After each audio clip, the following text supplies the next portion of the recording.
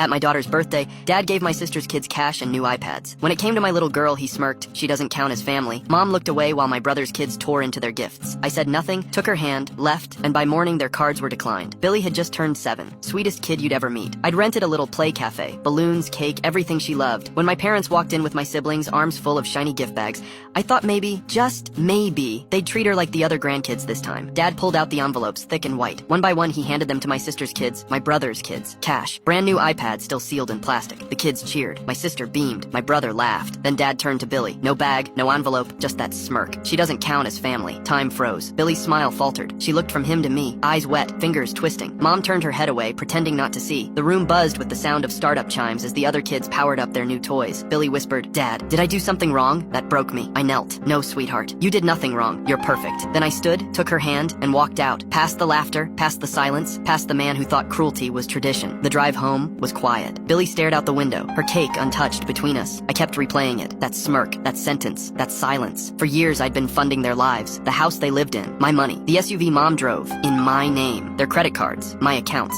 That night, while Billy slept, I sat at my laptop, calm, cold. I opened every account, every automatic payment, every lease agreement, and started ending them. By morning, their cards declined. The SUV wouldn't start. The mortgage company called. My phone lit up with missed calls, frantic texts, panicked voicemails. I didn't answer a single one. 3 days later, Billy had a recital. She'd practiced for weeks, excited to show them she could play without squeaks. When we arrived, my parents were already there, loud as ever, pretending nothing had happened. As Billy lifted her bow, Dad cupped his hands and said, loud enough for the row to hear, "Hope she doesn't squeak like last time." Laughter, sharp and deliberate. Billy froze. Her hands trembled. She squeaked through every note, tears brimming in her eyes. Afterwards, she whispered, "Daddy, why did Grandpa say that? Why would he laugh at me?" Behind us, my sister's voice carried, "Well, I guess she's not going to Juilliard anytime soon." More laughter. Something inside me went perfectly still. The next morning, I found out Dad had called Billy's teacher, told her Billy was too sensitive, not cut out for music, suggested she switch to less demanding activities. When I confronted him, he shrugged. Better she learns now than waste everyone's time later. That was it, the breaking point. I called my lawyer. I had records of everything. Years of payments, transfers, leases, and Dad, he'd forged my name on a bank loan last year. Identity theft, fraud. We filed the charges. Within days, their accounts froze. The investigation began. Foreclosure notices followed. Their rental property hit auction.